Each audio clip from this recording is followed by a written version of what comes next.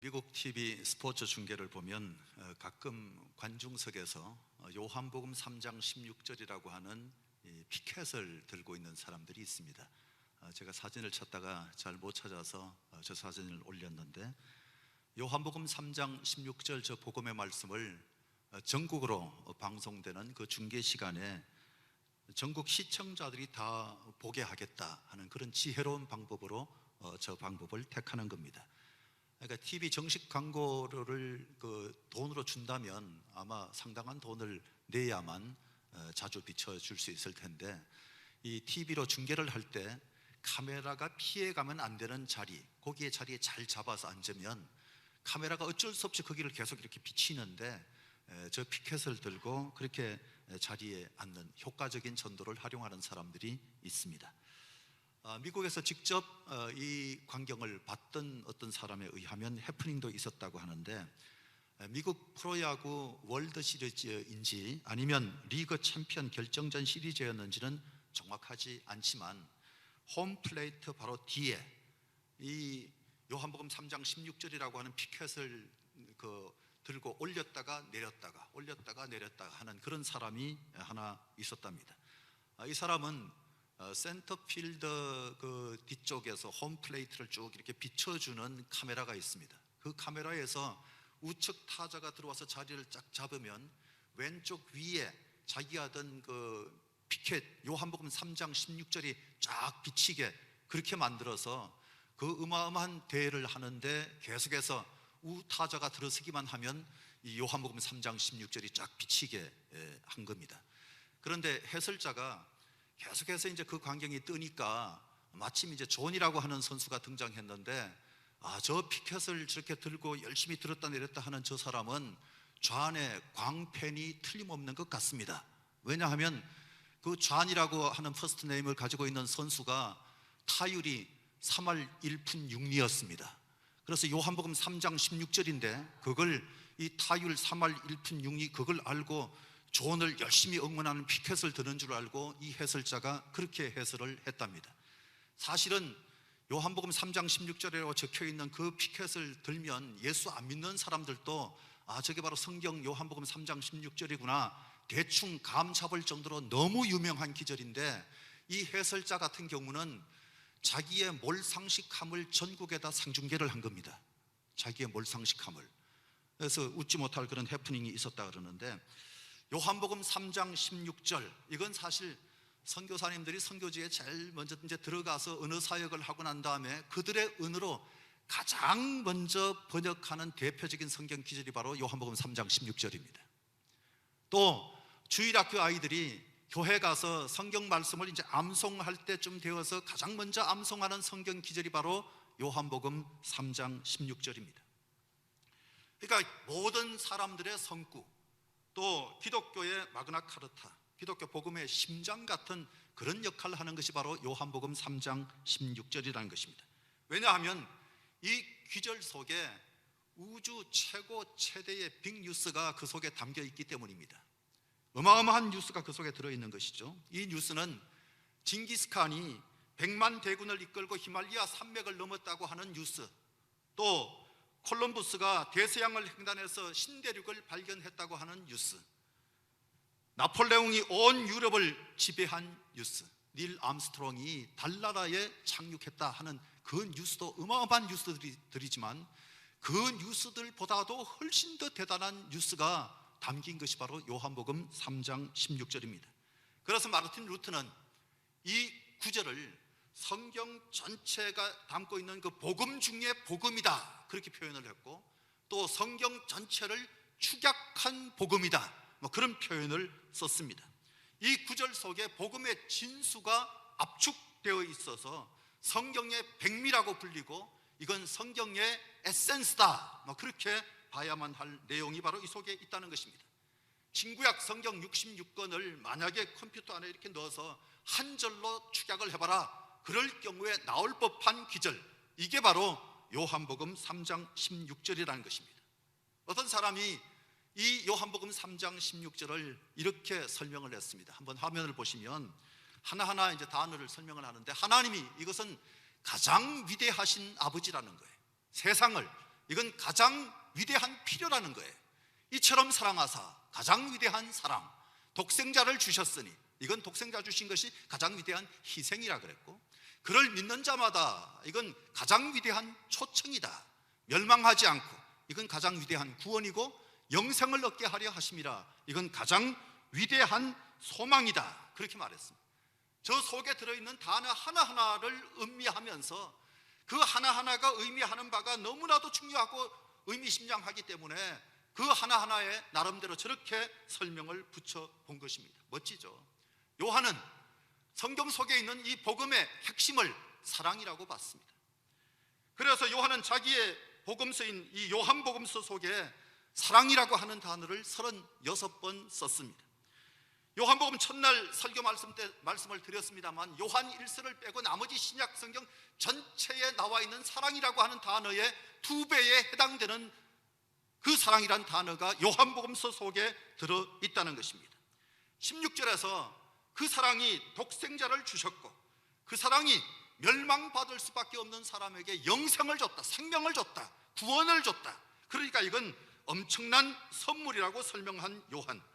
예수님께서 이 땅에 오신 성육신도 사랑 때문이고, 예수님이 십자가를 지신 그 십자가도 사랑 때문이고, 예수님이 이 땅에서 하셨던 사역, 선포하고 가르치고 고쳐주신 이 3대 사역도 하나님의 사랑 때문이었다. 그렇게 말하고 있는 겁니다.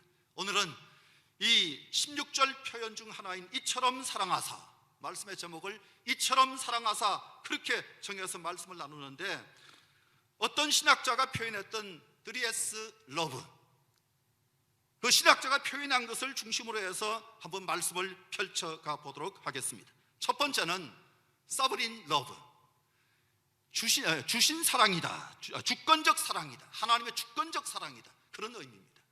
그러니까 이처럼 사랑하사, 이것을 주권적 사랑이다, 그렇게 표현을 한 것입니다. 사랑의 대상은 세상입니다. 세상이라고 해서 이게 지구나 땅덩어리를 의미하는 것이 아니라 그 속에 살고 있는 인류, 모든 사람들을 하나님이 사랑하신다, 그렇게 표현한 겁니다. J.I. 힐이 세상이라는 단어가 헬라의 저작들 속에서는 굉장히 매력적이고 질서 잡힌 어떤 것을 가리키는 단어로 등장하지만 신약 성경에서는 아니라고 했습니다. 신약 성경에 등장하는 세상이라고 하는 말은 하나님과 적대적이고 하나님께 대항적이고, 그리고 사탄의 권세로 인해서 흑암과 혼돈 속에 있는 어둠의 세계다, 그런 표현을 썼습니다. 그런데 그럼에도 불구하고 하나님은 세상에 있는 사람들, 신앙이 있든지 신앙이 없든지 간에 그 사람들을 사랑하신다, 그렇게 말했습니다. 매력적이라서 사랑하실까요? 마음이 잘 맞아서 사랑하실까요? 느낌이 좋아서 사랑하십니까? 우리가 알거니와 우리 스스로에게도 실망할 만한 그런 것들로 가득 차 있는 사람들임에도 불구하고 무조건적으로 사랑해 주시는 이 하나님의 사랑, 이것은 바로 주권적 사랑입니다. 사랑의 정도는 독생자를 주셨으니 그렇습니다. 독생자를 주셨으니, 그러니까 그만큼 하나님이 가장 아끼시는, 가장 소중하게 여기시는 것까지 내어줄 만큼 사랑하신다, 그렇게 표현한 것. 독생자를 주셨으니, 이 독생자를 통한 일방적이고 무조건적인 내리사랑, 하나님은 우리에게 끊임없이 사랑을 베풀어 주시는 내리사랑의 하나님.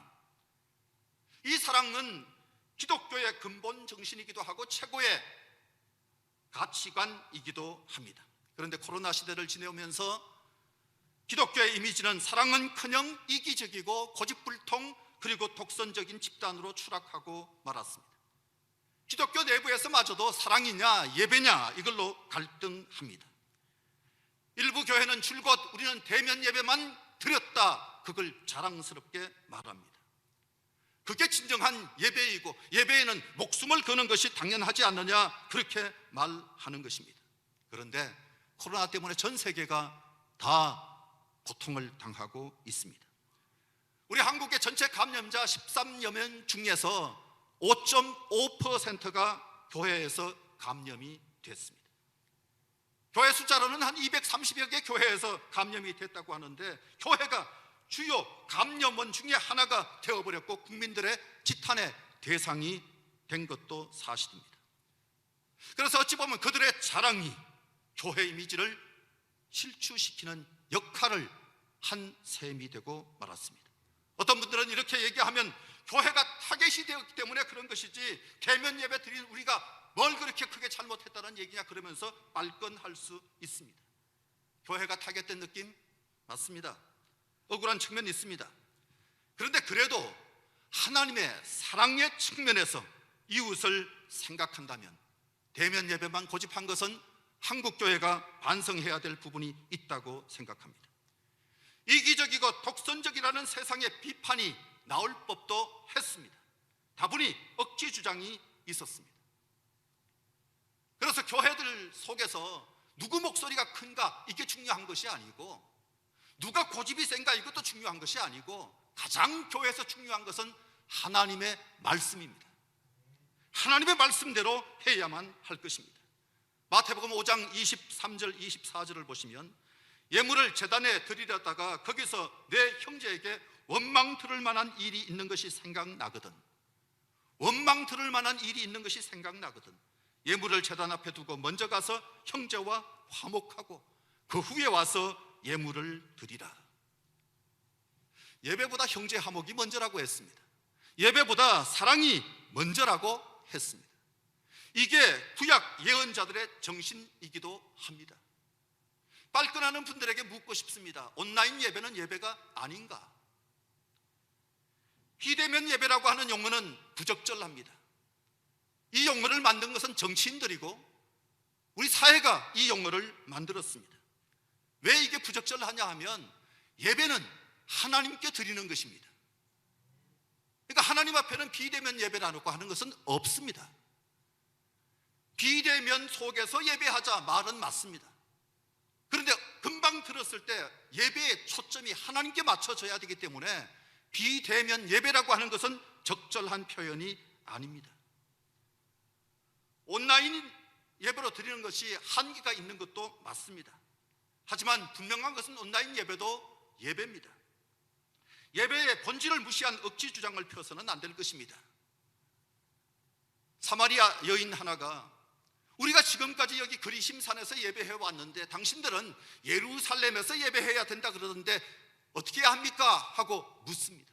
그때 예수님께서 하신 말씀이 요한복음 4장 24절 하나님은 영이시니 예배하는 자가 영과 진리로 예배할지니라. 저 말씀은 하나님은 이 공간 장소에 제한받지 않으신다는 것입니다. 시간에도 하나님은 제한받지 않으십니다.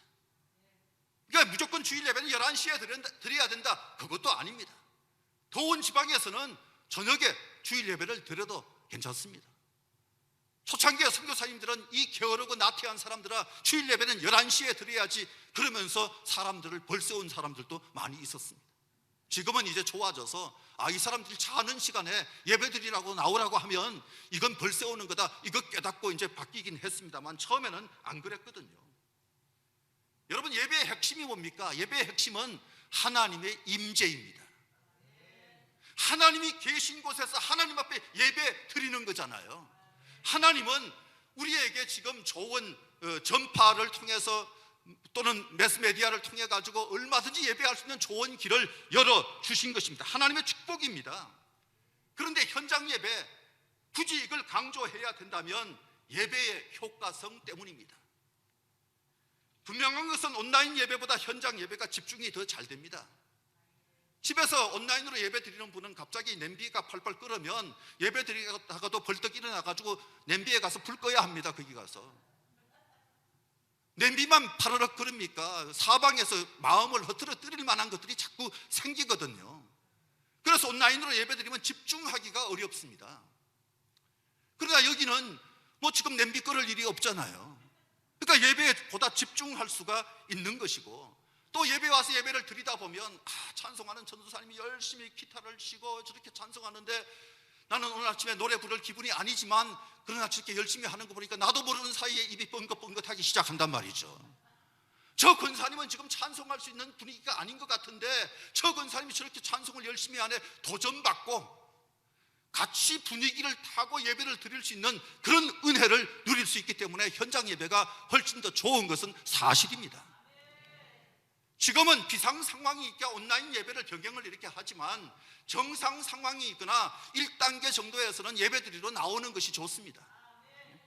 그래서 와서 은혜도 받고 이 현장의 분위기, 이게 온도차가 다르기 때문에 더 큰 은혜를 누리는 것이 옳을 것입니다. 온라인 예배로만 평생을 지내면 신앙 성장 없습니다. 하나님의 기쁨 될 수 없을 거예요. 여하튼 지금 교회는 세상에 미운 털이 박혔습니다. 그런데 성경은 그 세상을 하나님이 사랑하신다고 말씀하고 있습니다. 하나님이 세상을 이처럼 사랑하사, 이 사랑이 주권적인 사랑입니다. 세상이라고 해서 느낌이 덜 오시나요? 송명희 자매라고 하는 분, 모르는 사람들도 혹시 계실는지 모르겠지만 전신이 다 불편한 그런 사람, 그냥 불편한 정도가 아니라 저래가지고 어떻게 살까 싶을 정도의 그 몸을 가지고 지냈지만 그분이 썼던 나 하나라고 하는 시를 보면, 나 하나만 있더라도 세상을 지으신 주, 나 하나가 죄를 지었더라도 십자가에 죽으신 주, 나 하나가 있더라도 천국을 마련하신 주, 저렇게 멋진 작품을 썼어요. 자기 존재 하나만 생각해 보면 자기 스스로도 참 내가 징그럽게 생겼죠. 그래. 그 집을 찾아갔더니 악수하자고 막 전심을 다해, 온 힘을 다해서 막 기어와서 손을 내미는데 제가 놀래가지고 뒤로 이렇게 물러났죠. 미안한 마음에 다시 들어가서 손을 딱 잡는 순간 또 한 번 놀랐어요. 문어를 잡을 때 기분이었어요. 그야말로 뭉클하기만 하고 이게 사람 손인가 싶을 정도, 눈물이 금방 핑 돌 정도의 그런 손인데도 불구하고 집까지 찾아왔다고 손을 내미는 그때의 모습은 평생 잊을 수가 없을 것 같아요. 이 자매는 아마 기독교 초기에 성 어거스틴의 글에 감동을 받았던 것 같습니다. 성 어거스틴이 그런 얘기를 했습니다. 하나님은 마치 나 한 사람밖에는 사랑할 대상이 없는 것처럼 날 사랑하시고, 내가 이 세상에 남아있는 유일한 생존자라고 할지라도 나를 위해 예수님을 십자가에 못 박으셨을 것이다. 이 고백을 연상하게 할 만한 그런 시를 그가 썼습니다. 여러분, 성육신의 사랑, 자신의 생명까지 십자가에 기꺼이 내어줄 정도의 사랑, 그 사랑은 나를 향한 사랑이기도 하지만 이웃을 향한 사랑이기도 합니다. 저 세상을 향한 사랑이기도 합니다. 그렇다면 교리나 신앙을 따지기 전에 먼저 이 사랑의 초점을 맞춰야 합니다. 주님은 내가 너희를 사랑한 것 같이 너희도 서로 사랑하라, 이 서로 사랑하다가 교회에 나오는 사람들끼리만 사랑하라, 그 얘기가 아니고 세상에 있는 사람들과도 서로 사랑하라, 그렇게 말씀하신 거예요. 우리끼리만의 사랑이 아닙니다. 세상에 하는 말이 옳다는 것이 아닙니다. 세상은 틀렸습니다. 야국 강식이 지배하는 세상입니다. 여론몰이는 끔찍합니다. 악이 활개칩니다. 하나님이 목숨을 내어놓아야 할 정도로 이 악이 만만치 않습니다. 그래서 피하자는 게 아닙니다. 하나님은 세상과 싸우셨습니다. 예수님은 내가 세상을 이겼노라, 그렇게 말씀하십니다. 예수님이 이기신 방법은 사랑이셨습니다. 예수님이 세상을 이기신 방법은 사랑이셨습니다. 세상은 결국 하나님의 이 주권적 사랑에 굴복하게 될 것입니다. 우리가 신앙생활을 한다고 하는 것은 바로 세상을 사랑하는 그 하나님을 믿는 것입니다. 사도 바울의 확신을 보십시오. 로마서 8장 37절부터 39절에 이 모든 일에 우리를 사랑하시는 이로 말미암아 우리가 넉넉히 이기느니라. 내가 확신하노니 사망이나 생명이나 천사들이나 군세자들이나 현재일이나 장래일이나 능력이나 높음이나 깊음이나 다른 어떤 피조물이라도 우리를 우리 주 예수 그리스도 안에 있는 하나님의 사랑에서 끊을 수 없으리라. 여러분, 모든 답이 하나님께 있습니다. 모든 답이 예수 안에 있습니다. 모든 답은 십자가에 있다, 이것도 틀린 말이 아닐 거예요. 하나님은 주권적인 사랑으로 세상을 사랑하십니다. 두 번째는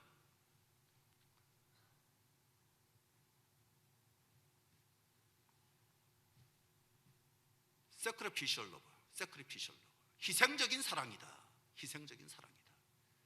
이처럼 사랑하사, 이걸 희생적인 사랑으로 표현을 한 거예요. 매일 성경의 집필자인 J.R. 힐은 요한복음 3장 16절에서 요한은 모든 사람을 위한 하나님의 사랑을 하나님께서 단번에 취하신 행동으로 묘사를 하되, 특별히 주신 사랑, 그렇게 묘사를 했어요. 주신 사랑. 하나님은 그냥 사랑하신 게 아니라 기버, 주시는 분이십니다. 주시는 분. 그래서 이 구절을 F.F. 브루스 신학계의 거장이신데 이분의 제자인 김세용 박사가 Giving up humility, 내어줌의 형식이다, 그렇게 말했습니다. 이 형식은 주어 플러스 동사 플러스 목적어예요. 그러니까 하나님이 독생자를 내어주셨다. 왜? 구원을 위하여서. 이 형식, 이게 요한복음 3장 16절에 나와 있는 이 형식일 뿐만 아니라 이 형식은 로마서 8장 32절에도 그리고 갈라디아서 2장 20절에도 나와 있는 형식인데, 패턴인데, 이 메시지는 언제나 사랑, 그리고 그 사랑의 절정이 바로 십자가다, 그렇게 말하고 있습니다. 그러므로 우리는 이 메시지의 의미를 요한의 표현대로 이처럼 사랑하사, 이처럼 사랑하사라고 하는 말이 이것처럼 사랑하사 그 얘기가 아닙니다. 이것은 loved so much, 너무너무 사랑하셔서, 하나님이 세상을 너무너무 사랑하셔서 독생자를 주셨으니, 그런 말입니다. 예수님은 십자가에서 하나님의 사랑의 계시자로서의 모습을 드러내셨고 하나님의 본질이 사랑이시다 하는 것을 입증하셨습니다. 요한은 내어주신 그분이 독생자다, 그렇게 표현을 했습니다. 독생자. 이것은 전에도 말씀을 드렸습니다만 하나님은 하나님으로 계시가 되는 거예요. 하나님은 하나님으로만 계시될 수 있습니다. 어떤 사람들은 강아지를 아들이라고 말하고 딸이라고 말하고 자기가 엄마다 아빠다 그렇게 소개를 하고, 다른 사람들에게도 언니라고 얘기하고 형이라고 얘기하고 뭐 그렇게들 지내더라고요. 그래서 애완용이라 그러면 싫어하고 반려견이라고 해야 된다 그러는데, 예수 믿는 사람들은 애완용으로 그치세요. 반려는 무슨 어려 죽을 반려견입니까? 주님과 함께 살아야지 무슨 개하고 반려견, 개하고 평생을 같이 살 거예요? 아니에요. 애완용까지는 괜찮아도 기독교인이 반려견 쓰는 것은 이건 회개해야 돼요. 회개해야 돼요. 개가 아무리 사람 흉내, 사람 마음도 잘 헤아리는 것 같고, 사람은 안 그래도 그냥 언제나 나를 좋아해주고 꼬리치고, 개는 원래 꼬리칩니다. 그 집 개만 꼬리치는 게 아니라 다른 집 개도 다 그렇게 꼬리쳐요. 그러니까 개는 좋다 그러는데 그냥 그 정도로만 그쳐야지 지나친 건 안 된다는 얘기예요. 근데 개가 아무리 우리 식구다 그렇게 얘기를 해도 개가 다르면 되게 싫어하더라고요. 사람들이 개가 다르면 욕이라 그래요. 아니 개가 식구라며, 그럼 뭐 개가 다르도 잘못된 거 없는 건데 그 말은 또 싫어하잖아요. 이 얘기는 무슨 얘기입니까? 개는 아무리 사랑을 해줘도 개는 개일 뿐이라는 겁니다. 개가 우리 사람을 대신할 수 있습니까? 결코 할 수가 없는 거죠. 개는 개예요. 하나님은 하나님으로만 계시되는 거예요. 아무리 대단한 사람이 있어도 그 사람이 하나님 될 수는 없는 겁니다. 아무리 능력이 많아도 그 사람은 사람입니다. 근데 예수님은 바로 하나님 편에서 내어줄 수 있는 가장 소중한 존재, 그러면서 하나님을 계시할 자격을 충분히 갖추신 분, 그분을 말할 때 모노게네스, 독생자, 그 의미가 바로 그런 의미예요. 그냥 외아들 이런 개념이 아닙니다. 사실은 하나님과 동등하신 하나님이시다, 바로 그분이 하나님이시다, 그 얘기인 거예요.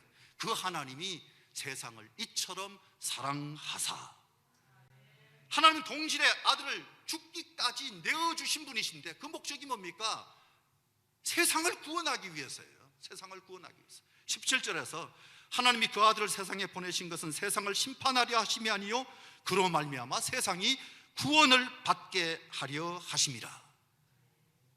적대적인 세상이라니까요. 대항하는 세상이라니까요.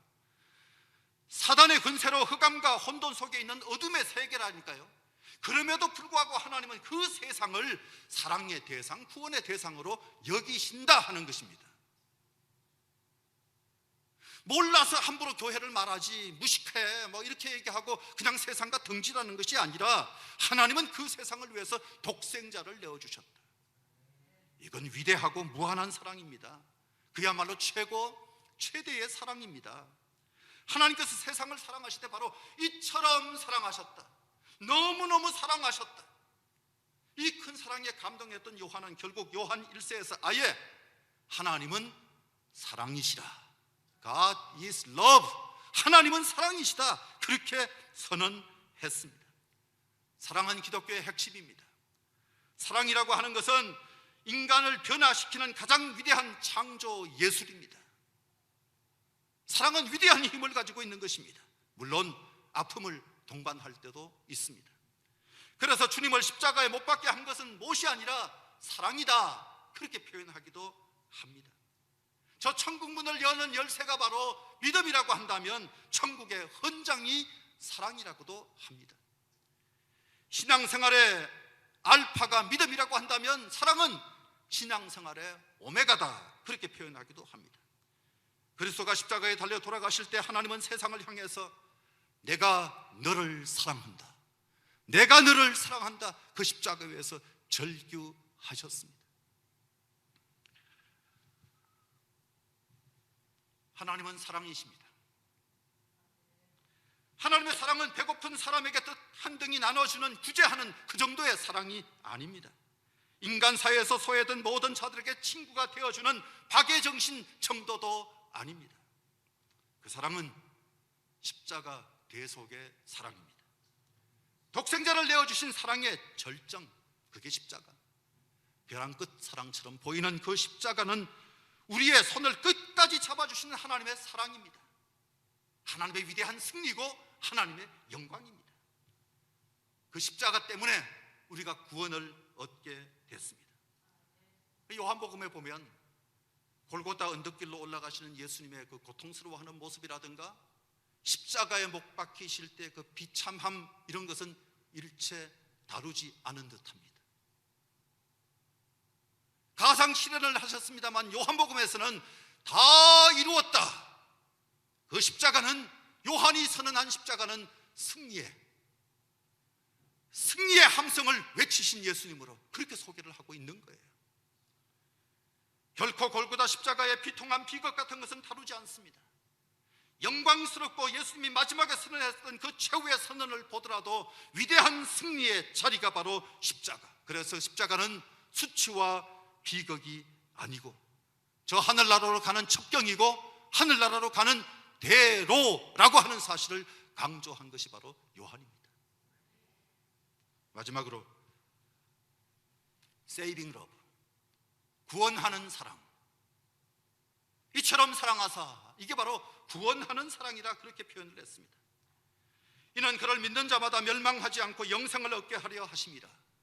여기 믿는 자마다 그랬는데 이게 현재 진행형입니다.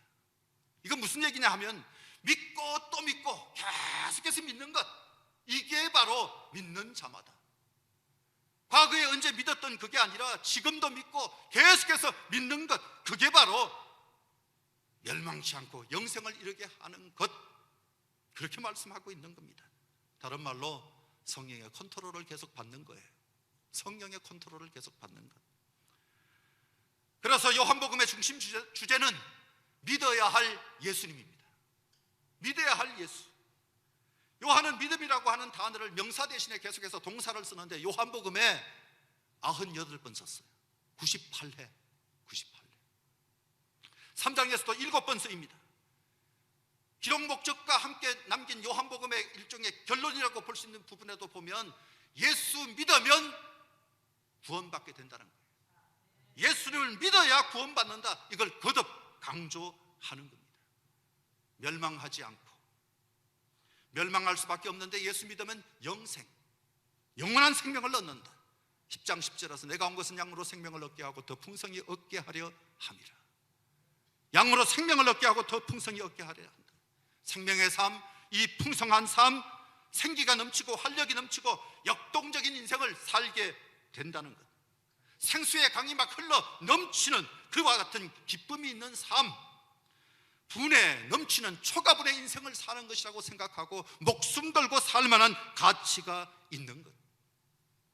멸망이 아니라 풍성, 멸망이 아니라 영생.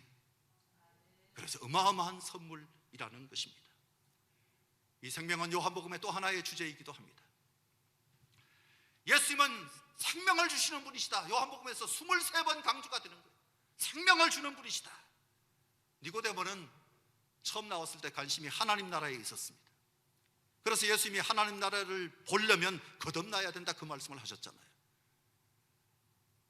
하나님 나라가 공간복음서의 키워드입니다. 마태, 마가, 누가복음의 키워드입니다. 가장 핵심 단어 하나 들라고 한다면 바로 하나님의 나라인 거예요. 그런데 요한은 니고데모와 대화하는 이 3장 외에는 단 한 번도 하나님의 나라라는 표현을 쓰지 않습니다. Eternal life, 생명, 영생, 같은 개념인데 요한은 이 단어를 쓰는 거예요. 바울 같은 경우는 똑같은 개념인데 다른 단어, 구원이라고 하는 단어를 썼습니다. 그러면서 바울이 또 강조한 것은 in Christ, 그리스도 안에 그걸 강조했습니다. 기독교는 생명의 종교입니다.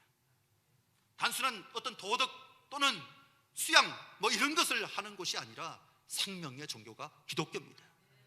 우리는 생명 얻는 자가 되어야 합니다. 가장 중요한 게 바로 그거예요. 2003년 책이긴 합니다만 전 세계에 잔잔한 감동을 줬던 스펜서 존슨의 선물이라고 하는 책이 있었습니다. 한 노인이 소년과 대화를 쭉 해나가고 있는데 그 소년에게 가장 중요한 선물을 주겠다 그러면서 정작 선물이 뭔지는 얘기를 안 하는 거예요. 그러면서 이건 스스로 찾아야 된다 그렇게 얘기를 해요. 이 소년이 성장할 때까지도 찾지 못합니다. 그런데 성년이 되고 난 다음에 어느 날 많은 시행착오를 겪고 살다가 이 노인을 다시 만납니다. 그리고 세상에 이분이 가장 행복한 분이구나 하는 것을 깨닫습니다. 그러면서 다시 인생의 진지한 대화를 나누다가 드디어 인생 최고의 선물을 찾습니다. 그 선물이 바로 The Present, 현재라고 하는 것입니다. 현재. 자기가 찾았던 것이 바로 현재라고 하는 단순한 진리였습니다. 그때도 가장 행복한 분이었는데 오랜 세월이 지나서 성년이 되어서 다시 만나본 그 노인은 여전히 오늘도 가장 행복한 분인 거예요. 거기서 깨달았어요. 아하, 현재가 너무나도 중요한 선물이구나. 현재라고 하는 게 너무도 중요한 선물이구나. 그래서 The Present, 현재라고 하는 뜻도 있는데 또 다른 The Present, 이건 선물이라고 하는 뜻이 있는 겁니다. 지금 이 시간이 바로 하나님의 선물입니다. 우리가 사는 현재가 하나님의 선물입니다. 성경은 내가 누릴 수 있는 최고의 선물이 예수 그리스도라고 밝혔습니다. 그 선물이 바로 구원이고 영생입니다. 세상에서 가장 비싼 선물입니다. 근데 이거 예수 믿으면 그냥 주신다는 거예요. 공짜라는 거예요. 얼마나 엄청난 선물인지를 알아야 합니다. 하나님이 생명이시고 하나님이 빛이신데 하나님과 하나 되고 하나님의 은혜를 누리면서 하나님을 아버지라 부르는 부요함, 충만함을 다 누릴 수 있는 그 자리로 하나님이 우리를 부르신 겁니다. 이처럼 사랑하사, 하나님이 세상을 이처럼 사랑하사 독생자를 주셨으니